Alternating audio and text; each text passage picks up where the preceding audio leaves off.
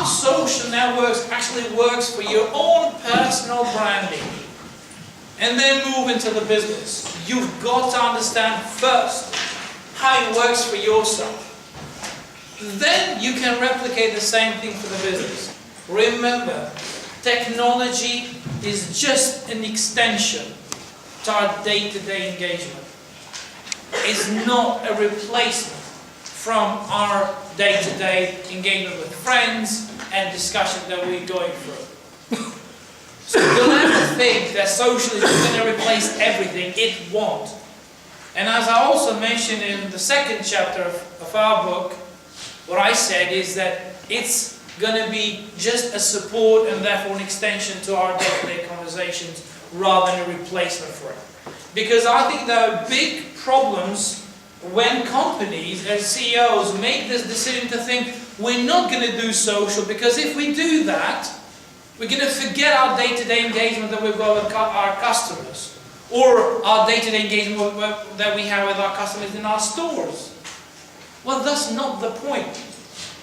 Because it shouldn't be like that. It should be something that extends those conversations further. Something that starts with you and your friend, then gets extended into online world, enabled by these social technologies. Okay? The second thing is that we need to know, well, okay, after we understand what the social is, what the social concept is about, then why it works, why these things work. Okay? And we know that in order for things to work, well, you need to connect the dots, right? You need to connect things. Otherwise it's impossible. You need to put things together to construct something. You need to put members together to construct a community, right?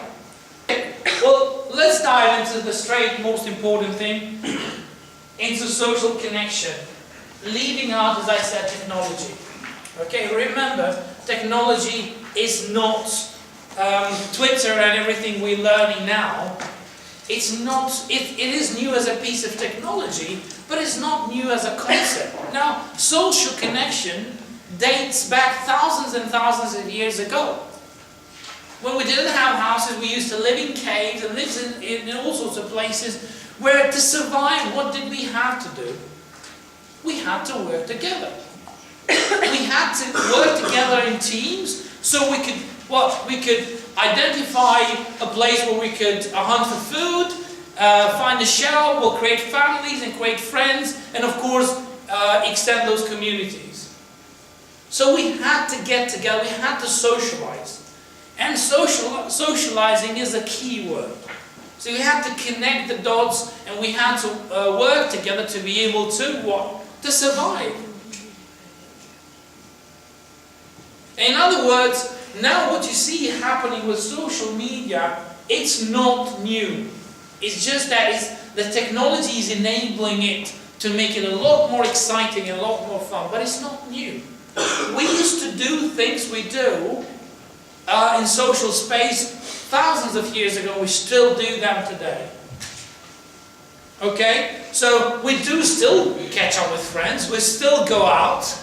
You know, we still go and, socialize with friends. We still go and travel.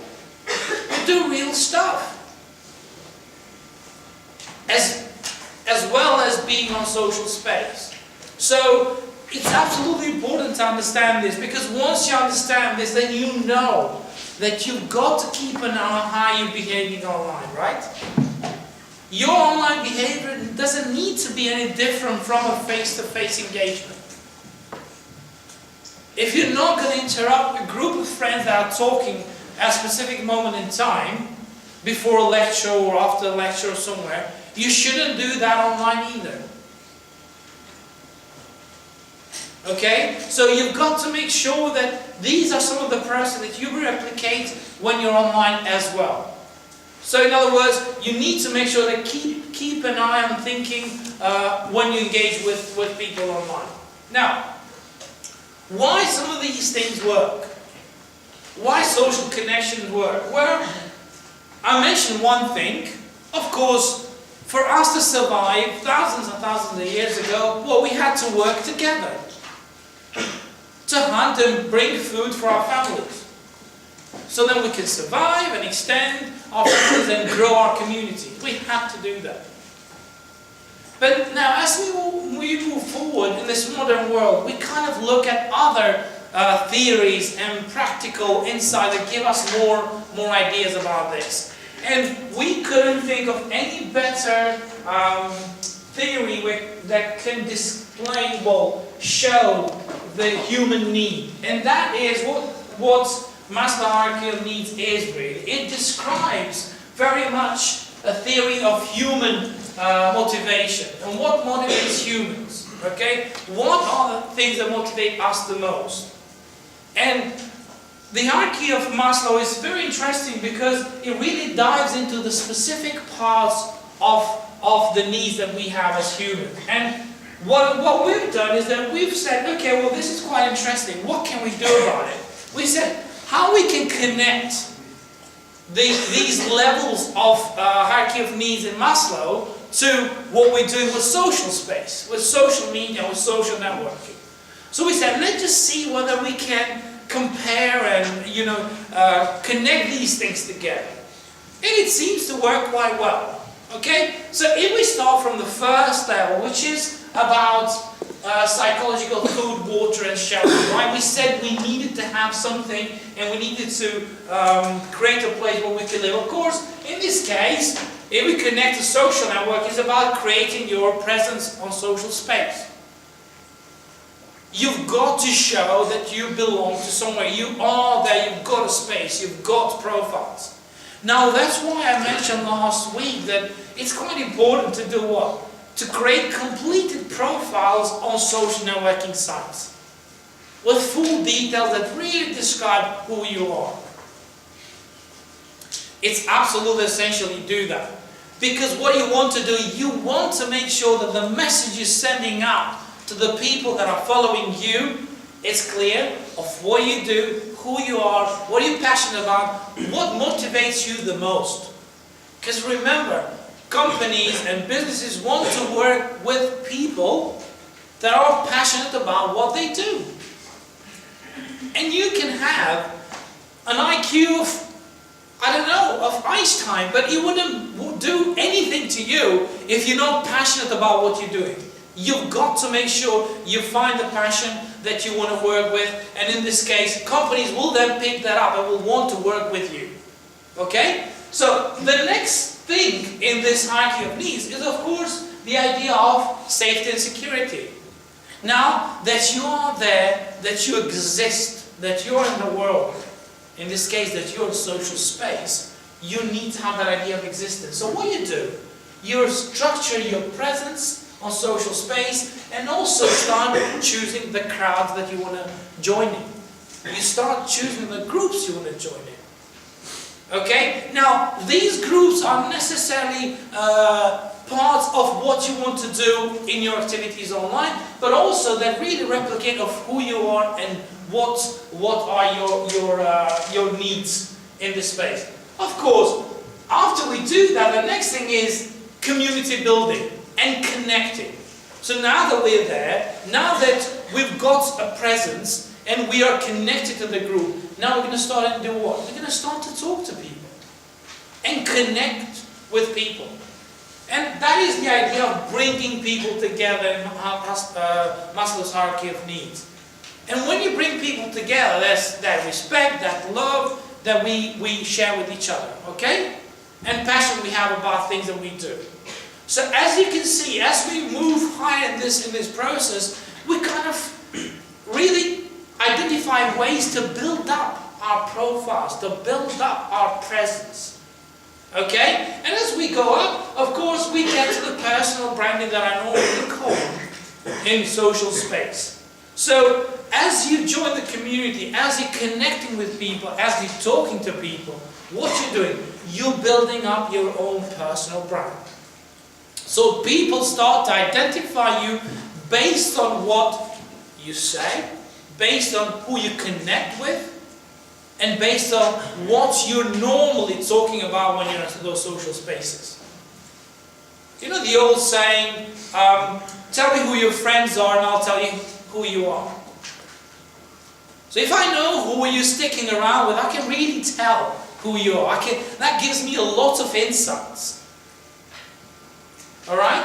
And so after that, of course, as you start building that personal brand, which is the self-esteem, really showing to the world, okay, this is who you are, this is what you do, and you're passionate about, I don't know, design, web design, or CSS, or PHP, or you're a geek, or you love building up websites and things like that.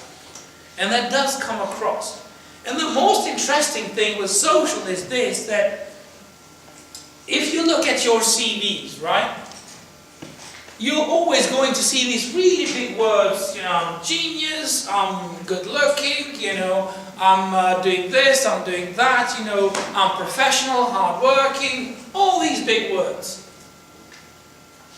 But when you look at your social profiles, very, very different indeed. You really see an idea where you say, I'm passionate about photographs, you know, I travel a lot, I speak 2 languages, I do this and I do that, and you can see that that's the real you. Whereas in the CV, in most cases it's not. Even research shows that's not always the case. People lie a lot in their CVs. But when you analyze that with social profiles, it's quite interesting, because in social profiles we are lots more us, ourselves. And that's why I think it connects well with Maslow's hierarchy of needs. Then of course the next thing is the personal fulfillment. You've been through all these things, you've been through all this journey, and then now what you're doing, you wanna really show to the world that you build up an expertise that you can go out and sell to people. If you build up a brand on your social profiles, don't be surprised when you get emails and contacts from people around the world that really want to work with you. Because all your activities in social networking channels really tell a lot about who you are. Because, why is that? You will never be sharing something that you don't like. How many times you shared something you hate? It won't happen. You'll not do that. And that simple indicator just shows you that what you're saying in social space, it really tells people who you are. Whether you're, I don't know, sports fan, cars fan, or fashion and things like that. So it's important to keep that in mind, because as you build that brand of yours, okay, you can start receiving opportunities from people that want to work with you. And you can do the same thing, same way, same journey to build up for your businesses as well. And that is the place when businesses can also start saying to their followers, okay, you like what we do, you follow us, you connect with us, you engage with us. We're selling this. Would you like to join in? Would you like to subscribe to our channel? Would you like to subscribe to our website to receive these monthly letters, or to receive these special deals we have for you? So as we go through this journey, we build up this presence so that people or businesses or consumers start to believe in what we do. Okay? Now, there is something more that we can look into when it comes to understanding why things are the way they are now in the social space. Okay? And there's this process what we call 6 degrees of separation. What the 6 degrees of separation means is that from anyone in the world today, between 2 unknown people, there's only 6 levels that divide us from that individual that we don't know. There's only 6 levels that divide us from someone anywhere in the world. Okay? Now, you might say, well, why this is important? Why even be talking about this in this module? It is because it just explains to us that we live in a connected world. And we're going to look at some examples, but you will understand why this is quite an interesting thing, interesting theory that has been proved as well. But we'll look into details soon. Now, the theory was first proposed by a Hungarian writer currently, and in 1929, when he said, well, I want to talk about something that he called the story of chains and connected things, okay? But then the theory got a lot more popular, you know, when celebrities start to talk about these things, or when they start to write movies.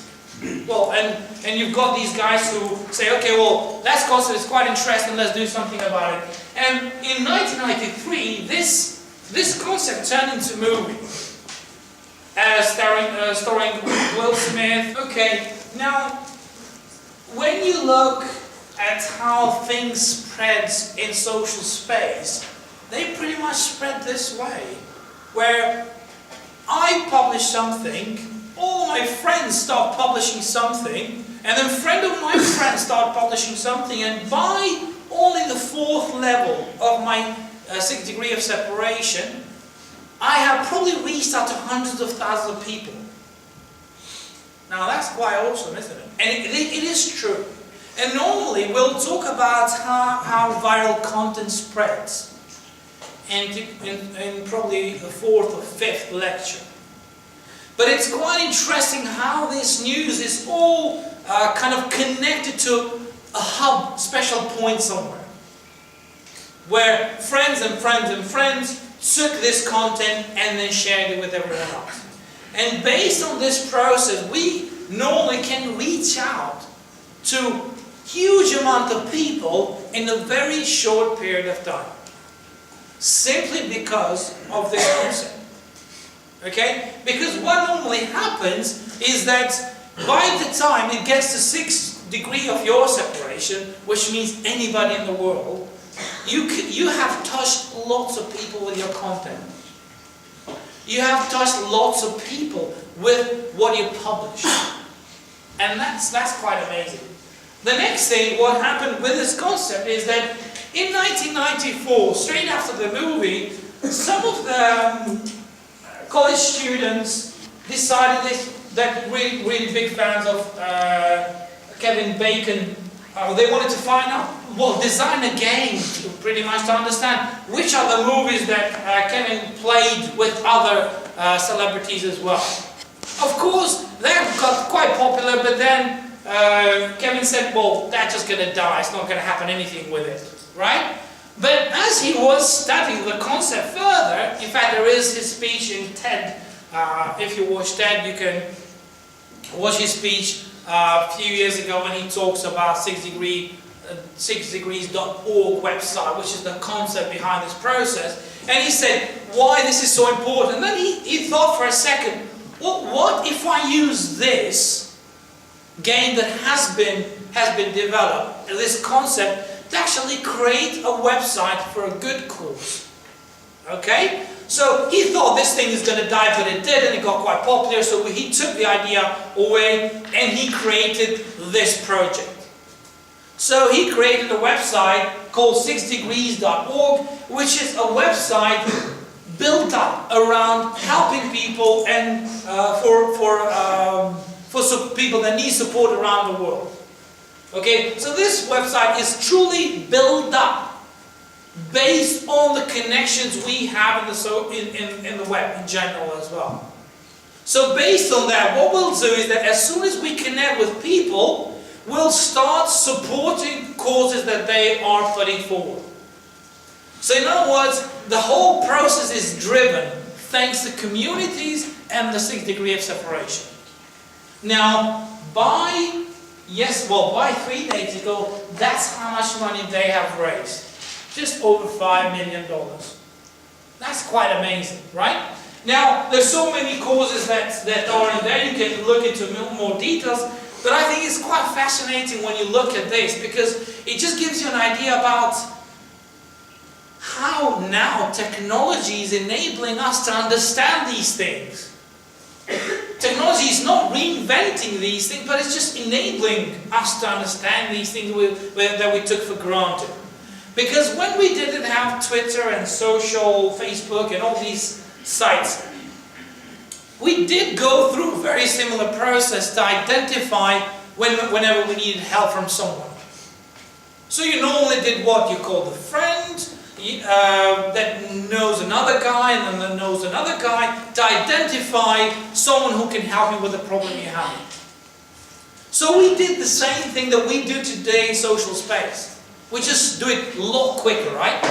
If we needed, I don't know, if we needed someone who's good in developing websites, all you have to do, go on your Facebook, post something, and then a friend of your friend will tell you if they know someone who you've never heard of that can help you with that problem. You could do the same thing with LinkedIn and other social networking sites, but it's just done a lot more quick, it's a lot more efficient. And that's what I love about technology. Because it just enables us to do things in a lot more efficient way and a lot quicker. And that's quite amazing. Now, the next thing after this, the world was kind of talking a lot about it, and then, of course, the next place where things get talked a lot more than anywhere else is the university.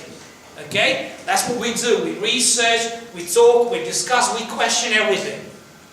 Okay? So, at the university, these two guys that were working for a research lab at Microsoft, they said, we really want to understand how true is this 6 degrees of separation?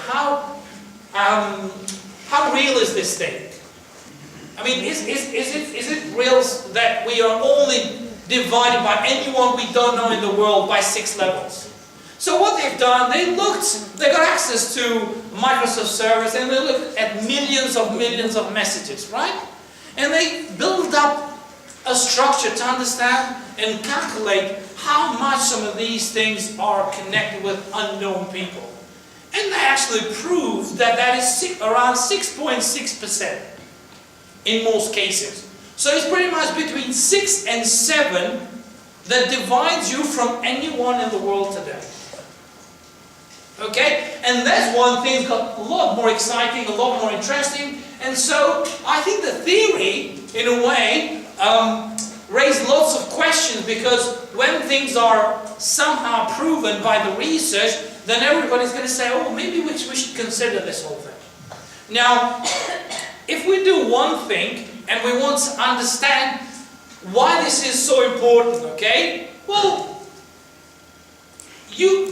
by this concept, you can pretty much connect to anyone in the world, including celebrities, or entrepreneurs, or other hardworking people in the world that you probably never otherwise would be connected to. Now, social media today is making that possible. Now, it's quite hard to get connected and get talking with one of your celebrities, but it is possible. Because as soon as you build up a presence that is engaging, interesting, and people find it relevant, and as soon as you kind of engage regularly, you would be picked up by people. Sometimes they could be successful people, entrepreneurs, or businesses that want to work with you. There are cases that you might be picked up by celebrity too. Okay? But it is just so amazing that you can meet up some of the people that you only could dream of today, thanks to this enabling technology. And to me, that's amazing, because the idea of connecting the dots and connecting the world is fantastic. Because we live in a world where technology now is it's not a cool thing anymore, it's a must. You've got to have it. It's the tool enabling us to pretty much survive. I mean, succeed in the world as well.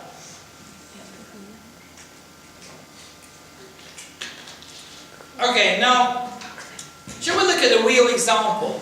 Now, I'm not really a big fan of celebrities anyway. For me, I couldn't care less. Like, you know, whichever one is doing whatever they're doing. I'm more into entrepreneurs and the guys who create new businesses, new ideas, who don't care too much whether they're on the TV or not, but they just do things because they're passionate about it.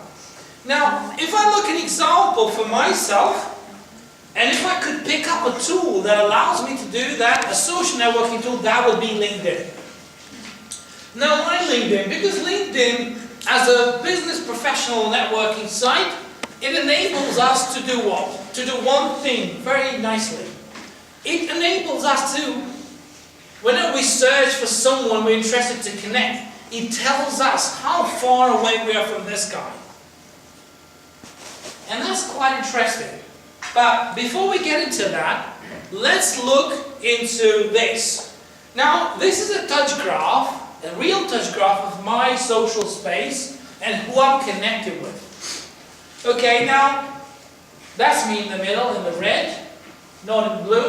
And you'll see that if we start analyzing my circles and 6-degree of separation concept, we'll start to see where that first kind of level it is, really. The first connections that I've got.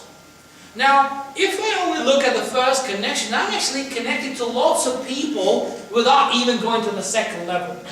Of course, some of these people might be living, well, outside the UK, but just on that. Now, if we do another thing, if we go further, at the second level, I'm pretty much connected to lots of people who run some of the big businesses in India. That's another friend of mine. Okay? And so, that is quite interesting because I'm only in the second level now. And I'm connected now via friends of friends with the people that I can be in touch with. Of course, by the time in the third level, I'm pretty much almost connected with so many people in the world. And that's quite amazing. Now, I mentioned LinkedIn. So if we took an example, and if you have a look at this, you will understand one thing. Now, I follow Steve Wozniak, which is Apple co-founder, and one day I said, well, if I wanted to search for him and really see how far I'm away from him, if I wanted to connect with him and actually maybe contact him and see whether there are opportunities and things we can do together, okay? Now, if I do that, if I search on LinkedIn, it'll show me that there's pretty much, he's my third level of connection. So, all I need to do is ask one of my friends, I can ask 6 of these guys here, to introduce me to Steve. Now, without this tool, it would be very hard for me, time-consuming, to go and phone every one of my friends and my thousands of contacts on my phone to identify somebody that could help me do just that. Whereas with this tool, with this LinkedIn platform, what I can do, all I have to do is type his name, hit the search, and then I'll see how far away I'm connected with Steve Wozniak. Now, you can again ask a question and say, well, why this is important? It is because it allows us to be building amazing things by working with other people. Remember, it's quite hard to do things on your own. But as soon as you start realizing that when you connect with others, you can build amazing things, then we've got technology that enables us to do just that. And that's why we study social networking. Because it enables us to connect, to build, and to change things for better. Whether that's just for the business or personal use. Now, this is also another thing that allows me to identify whether there's somebody else I can be in touch with, or whether there's a conference I could go and actually meet Steve and talk to him directly. Now, he's coming to talk in Web App World Conference in London between 22nd and 26th of October in London, Earl School. So, if those of you are really passionate about mobile apps and things like that, he'll be speaking there. And I think, if I'm not wrong, it's probably going to be free for people to attend. So, check that out. And if you have a chance, do go attend some of those sessions and see, because lots of them do talk about social networking and how mobile phones are enabling the growth of social networking sites. And when I say growth, I mean what? Users, ad revenues from big social networking sites, which is enabling them to do what? To survive. Now, the biggest thing that happened last year was in-app advertising launched by Facebook. For the first time, you could see Mark Zuckerberg laughing smiling big time. Why? Because there were more than $500 to $600 million expected revenue only alone from in-app advertising, which is pretty much the idea of as soon as you open your Facebook application in your phone, you will receive suggested mobile apps that you can download from within Facebook app. And apparently users embraced that and they started using that quite a lot. Of course, Facebook charge companies for that, right? And so you can see how important it is, even for social networking sites, the mobile world is helping not just to connect people, but build revenue models in there. Now, let's try and see whether we can define social networking, how we could do that. Okay, there are all sorts of ways we can talk about it, but social networking is pretty much a group of like-minded people who have come together in a common place to share thoughts, ideas, and info about themselves. So we automatically connected to each other simply because we've got a shared interest. If you're a big sports fan, you probably very unlikely will spend time with someone who is interested in physics. Very unlikely. Very unlikely, right? And so that's why you have these groups of people connecting together for a same interest. Now, why connections matter? If we look, probably a very good example is London Tube map. If you look at it, you can just quickly understand if there is just one line and one stop somewhere not working properly, or there are some problems, you'll see pretty much the entire thing starts to be affected. And just one line can affect everything else. Okay? Of course, they do everything to use technology, to all the networks that they got, to make sure that you get the best experience while traveling with Tube. In general, it's okay, but you know, they do struggle when they have only one thing that doesn't work within the network. And that's why connections do matter. And these connections need to work together. And that's why in social, you can't survive unless you're being relevant to what you're publishing. Now, a very important keyword, you are what you publish. Now, keep this in mind. You are what you publish. Whether you're a person, individual, or you're a business. Because people will associate you with other individual personal profiles based on what you say on your social space. And it is absolutely essential that you keep in mind this as you publish things on different social networking channels.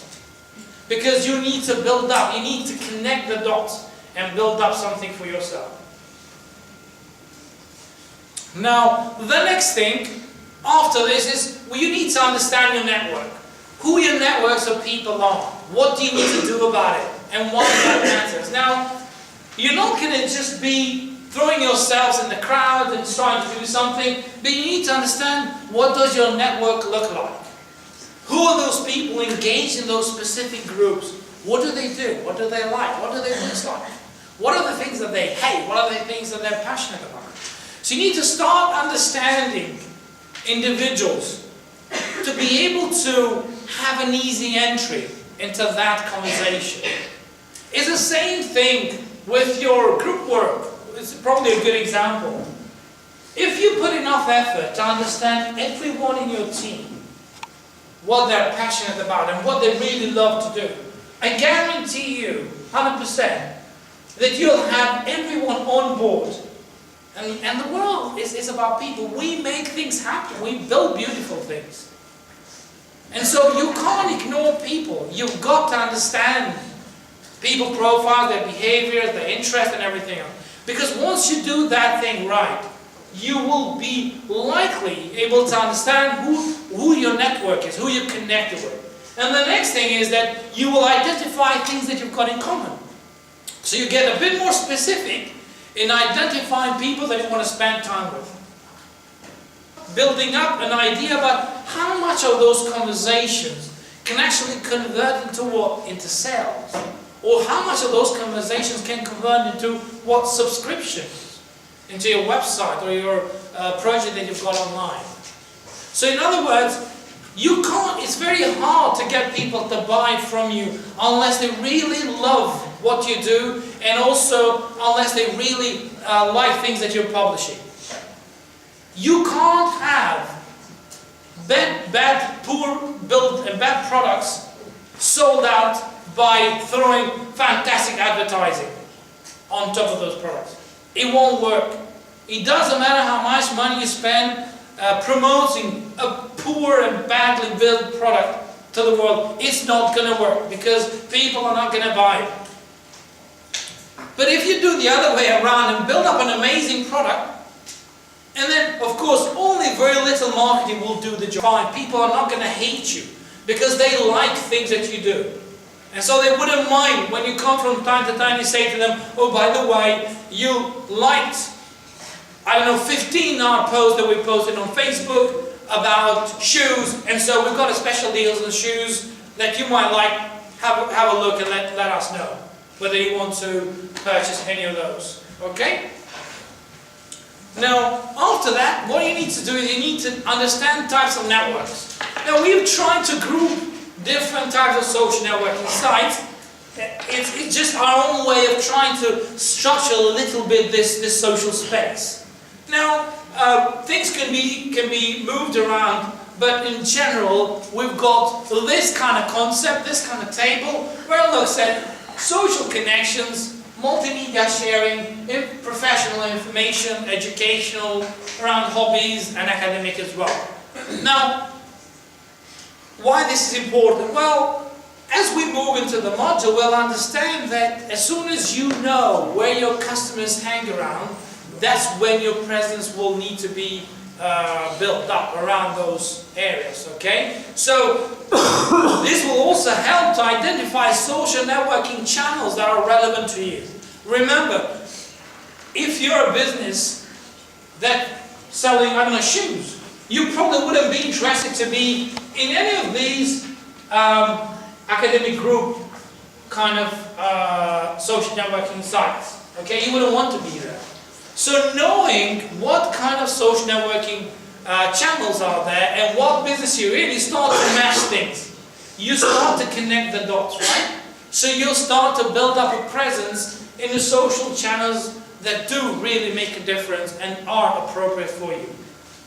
Now, if you start from social connections, of course we've got Facebook, we've got Twitter, Google+, that are, you know, the top ones that we use in our everyday life. Of course, then after that you move into multimedia sharing. You can see that there you've got, starting with YouTube, Vimeo, and other social networking channels. Remember, it's important to kind of build up an idea where these social channels sit in the social world, okay? Are they information-based? Are they multimedia? Are they official kind of social networking sites? What are they? Remember, it is something that enables businesses to build up their customer base thanks to these interests and to these needs. And that is something that is quite insightful.